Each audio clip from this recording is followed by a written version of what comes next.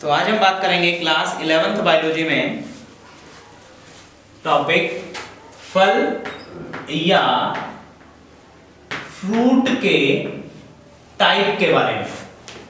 ठीक है, कल हमने फ्रूट या फल को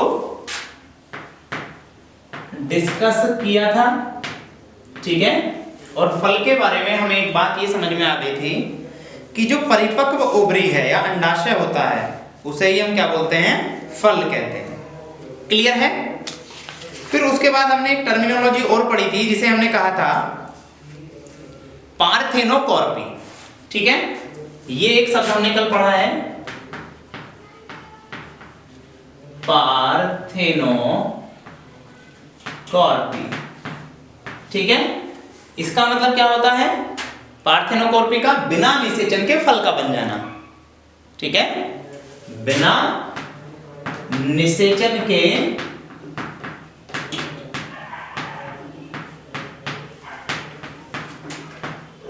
फल का बनना। ठीक है, ये चीज हमने पढ़ ली है। आज हम जो मेन टॉपिक पढ़ने वाले हैं वो पढ़ेंगे टाइप्स ऑफ फ्रूट। ये हमें देखना है। ठीक है, टाइप्स ऑफ फ्रूट या उसे हम कह सकते हैं क्लासिफिकेशंस ऑफ फ्रूट, कुछ भी कह सकते हैं।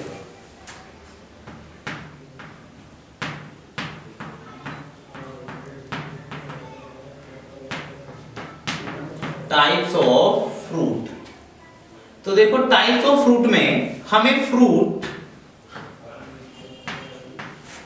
3 टाइप के मिलेंगे। सबसे पहला मिलेगा जिसे हम बोलते हैं सिंपल फ्रूट। ठीक है, एकल फल, simple fruit.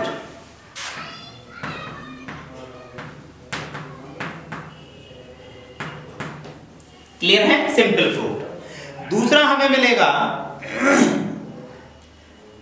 Aggregate fruit.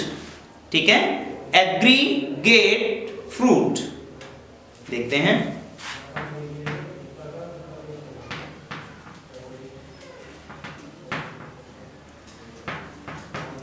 Aggregate fruit. और थर्ड है हमारा मल्टीपल फ्रूट या कॉम्पोसाइट फ्रूट। ठीक है, कॉम्पोसाइट।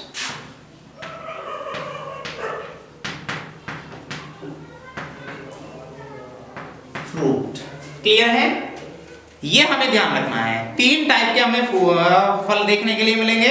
एक सिंपल फ्रूट मिलेगा, क्लियर है, दूसरा एग्रीगेट फ्रूट मिलेगा, तीसरा मल्टीपल या कॉम्पोसाइट फ्रूट मिलेगा। अब बात करेंगे, देखो ये जो एकल फल है इसे हम एकल फल और एग्रीगेट को हम बोलते हैं पुंज फल या समूह फल।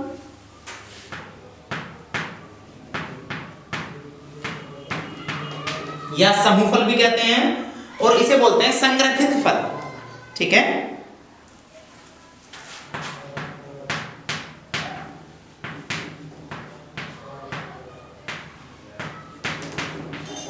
ठीक है, ये संग्रथित फल कहलाता है। अब हमें देखना है कि एकल फल किसे कहेंगे, यानी कि सिंपल फ्रूट क्या है, एग्रीगेट फ्रूट क्या है, कॉम्पोसाइट फ्रूट क्या है। ठीक है, इनके बारे में हमें देखना है। तो हम सबसे पहले सिंपल फ्रूट, फिर उसके बाद एग्रीगेट और फिर कॉम्पोसाइट फ्रूट की बात करने वाले। देखते हैं भाई।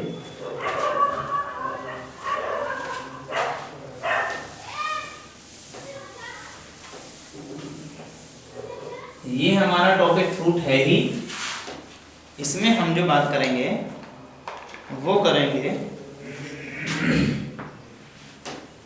सबसे पहला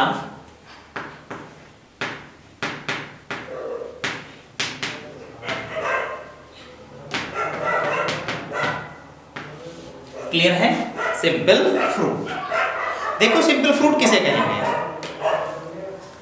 ऐसे फल जो मोनोकार्पेलरी ओवरी अथवा मल्टी कार्पेलरी ओवरी, लेकिन ओवरी सिन कार्पस हो, से विकसित होते हैं। क्लियर है, उन्हें हम एकल फल या सिंपल फ्रूट कहते हैं। तो हमें ध्यान रखना है मोनोकार्पेलरी ओवरी, जो सिंपल फ्रूट होंगे वो मोनोकार्पेलरी ओवरी या तो मल्टी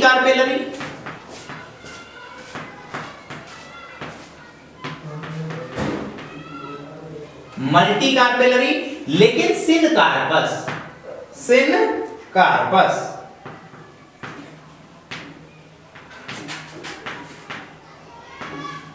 ओवरी से विकसित होते हैं। देखो एक कार्पेलरी, मोनोकार्पेलरी या मल्टी कार्पेलरी का मतलब क्या है? मोनो का मतलब होता है एक और कार्पेलरी का मतलब होता है कार्पेल, स्त्री केसर।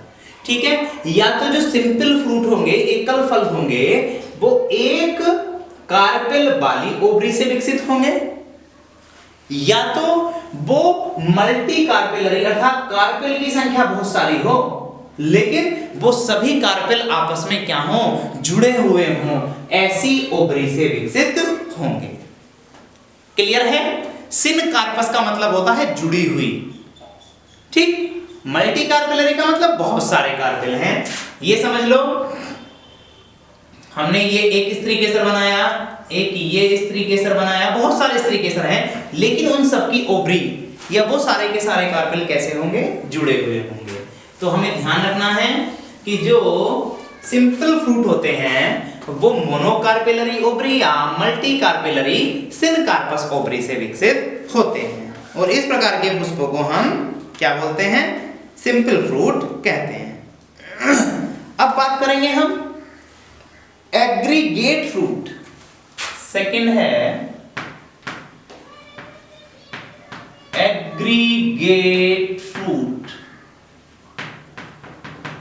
एग्रीगेट फ्रूट किसे कहते हैं? ठीक है, ये देखते हैं।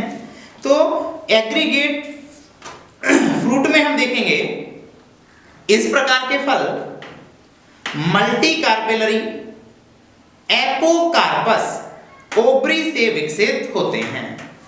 ठीक है, देखते हैं मल्टी कार्पेलरी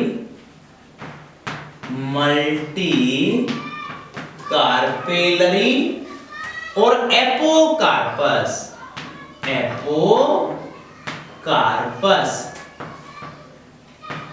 ओवरी से डेवलप होते हैं। देखो मल्टी कार्पेलरी का मतलब तुम जानते हो, कार्पेल की संख्या कितनी होगी? बहुत सारी। लेकिन एपोकार्पस का मतलब क्या होता है कि ये सारे के सारे कार्पेल अलग अलग होंगे। ठीक है, मैं ये कहता हूं कि एक ओवरी ये, एक ओवरी ये, एक ये इतनी सारी ओवरी हैं। हम एक बात ये भी जानते हैं, ओवरी चेन किस चीज में हो जाती है? फ्रूट में। तो ये फ्रूट बन जाएगा, ये फ्रूट, ये। क्लियर है? ये कितने सारे फ्रूट बने हैं। तो ऐसे फलों को या फ्रूट्स को हम एग्रीगेट फल या पुंज फल कहते हैं। पुंज का मतलब समूह में छोटे फलों का क्या होगा? समूह होगा। सिंपल में क्या होगा? केवल एक ही बड़ा फल होगा। आगे ध्यान देंगे। तीसरा है कॉम्पोसाइट। ठीक है, कॉम्पोसाइट फ्रूट।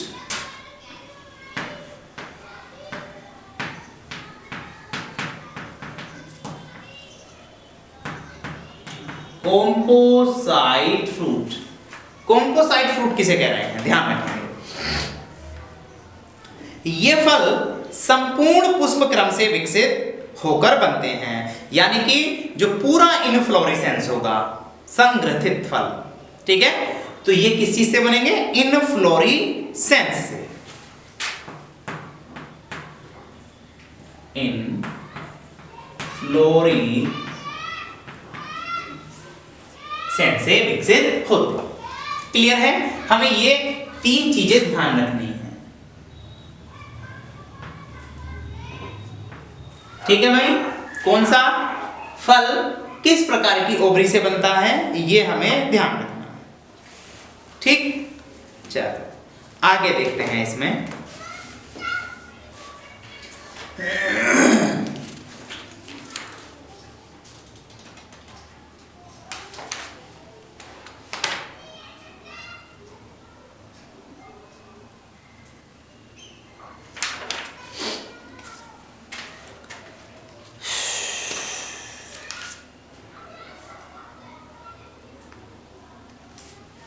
चलो इतने बात हमारे क्लियर हो गई है। अब हम बात करेंगे इसी में डिहिसेंस ऑफ फ्रूट, ठीक है, फलों का स्फुटन,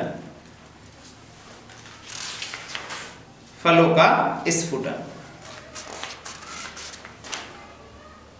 देखो क्लासिफिकेशन तो और भी है फ्रूट का, जैसे अगर हम सिंपल फ्रूट की बात करेंगे इसके भी अलग अलग क्लास हैं, फिर एग्रीगेट, फिर कॉम्पोसाइट, लेकिन हमारे सिलेबस से वो सारी की सारी चीजें हटा दी गई हैं। तो केवल हमें इतनी ध्यान रखनी है, फ्रूट, इसकी डेफिनेशन, पार्थेनोकार्पी, ये वाली बात, ठीक है, फिर फल भित्ति या पेरिकार्प और टाइप्स ऑफ फ्रूट, ये हमें ध्यान रखने हैं।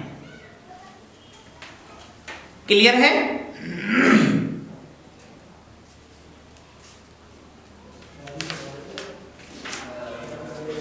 चलो आगे देख रहे हैं हम, एक इसमें दूसरा टॉपिक दिया है, क्लासिफिकेशन नहीं दिया है, लेकिन एक अगला टॉपिक जो दिया है उसे हम डिस्कस करते हैं।